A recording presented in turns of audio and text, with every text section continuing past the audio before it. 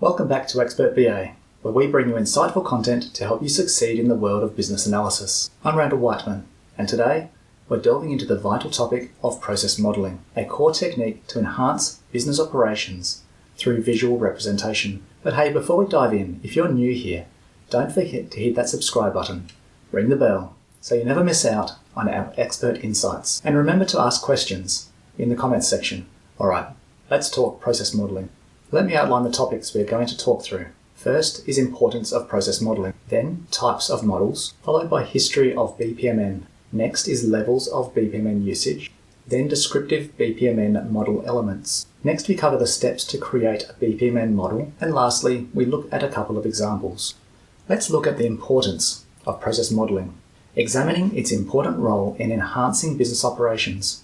Process modelling is crucial for businesses to understand and document their operations. It provides a visual representation of how tasks are carried out step by step. By creating a model of your processes, you can easily identify any inefficiencies or bottlenecks in your operations. This helps in streamlining workflows and improving overall efficiency. Process modelling ensures standardization. It helps in establishing consistent procedures across different teams or departments, reducing confusion and enhancing the quality of work. For new employees, process models serve as valuable training tools. They provide a clear roadmap, making onboarding more efficient and reducing the learning curve for new team members. One of the key benefits is facilitating continuous improvement. By regularly reviewing process models, businesses can identify areas for enhancement and implement changes to stay competitive and adapt to evolving market conditions. Process models act as a common language for teams. They facilitate effective communication and collaboration by providing a visual representation that everyone can easily understand, fostering teamwork and reducing misunderstandings. Let's take a look at some of the more common process models that businesses use to illustrate, analyze, and optimize their operational workflows, including strengths and limitations. BPMN, or Business Process Model and Notation, is a visual language equipped with standardized symbols to represent tasks and workflows. This aids in smoother collaboration and communication, but it can become overly detailed if not used appropriately, potentially causing confusion among non-experts.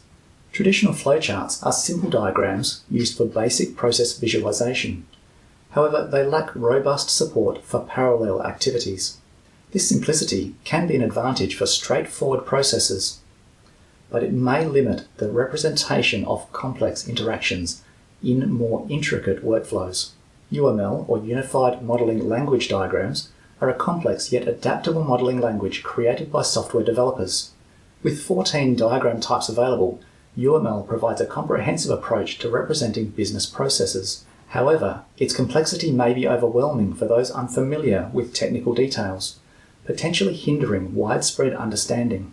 Value stream mapping is a visual tool businesses use to analyze, document, and improve the steps in delivering a product or service.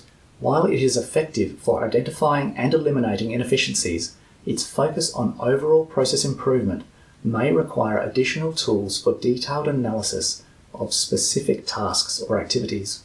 Data flow diagrams visually represent how data moves within a system, illustrating processes and interactions between components.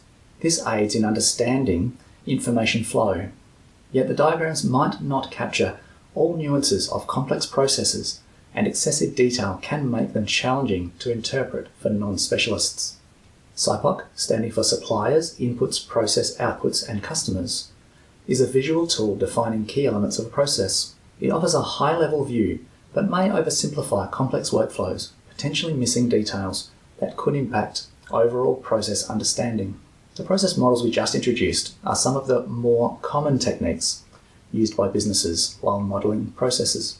Some other process models include integrated definition, Gantt charts, PERT diagrams, to name a few. Now we're going to start looking at business process modeling and notation, BPMN. This topic is complex enough that I will introduce topics here but dedicate a video to the basics of BPMN. You can find a link in the description of this video. In the early 2000s, BPMN emerged in response to the complexity of analysing business processes, aiming to standardise the various ways companies represented and managed their processes. The collaboration between business and IT sectors led to the creation of BPMN, a visual language tailored for business processes. In 2004, BPMN 1 was introduced, establishing a common visual language with symbols and conventions for tasks, events, and gateways, facilitating comprehensive process mapping and understanding. Over the years, BPMN evolved alongside technology and business advancements, with each version addressing dynamic industry needs. Today, BPMN 2 is the widely adopted standard for process modelling. Its standardised symbols and clear syntax empower stakeholders globally to efficiently document, analyse and optimise their processes. Before we continue, I want to thank you for joining us today on Expert BA. Don't forget to like, subscribe and hit the bell icon for more insights. And be sure to check out our blog article linked in the description.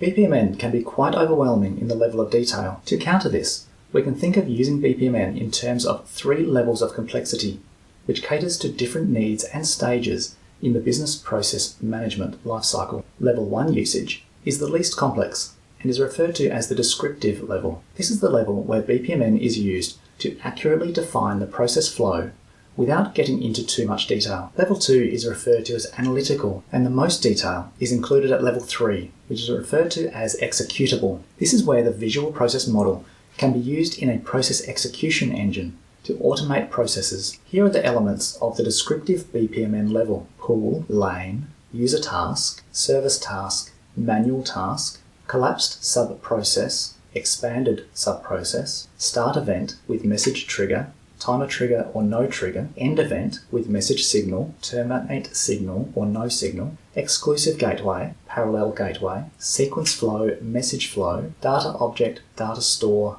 message, text annotation, link event pair.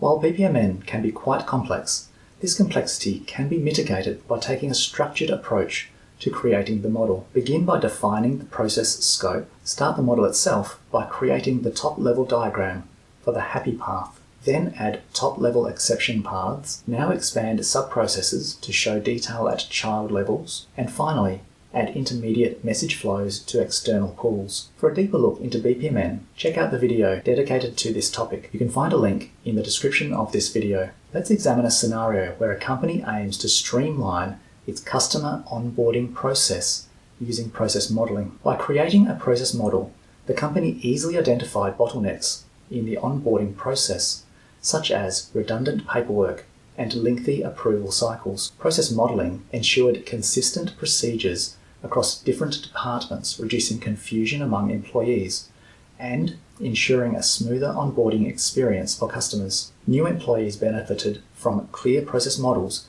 which provided a structured roadmap for understanding the onboarding process. This reduced training time and accelerated their integration into the team. Now let's consider a scenario where a company seeks to optimize its order fulfillment process using process modeling. Process modeling revealed inefficiencies in the order fulfillment process. This led to the identification and elimination of bottlenecks, resulting in faster order processing times.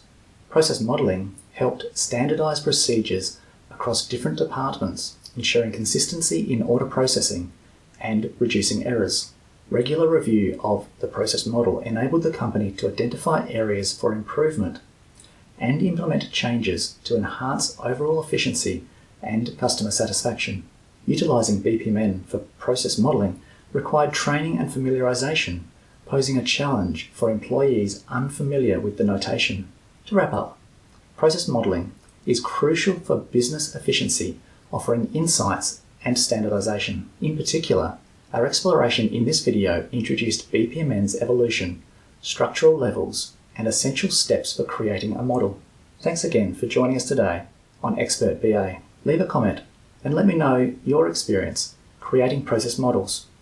And if you found this video helpful, share it with your fellow BAs. Until next time, happy modeling.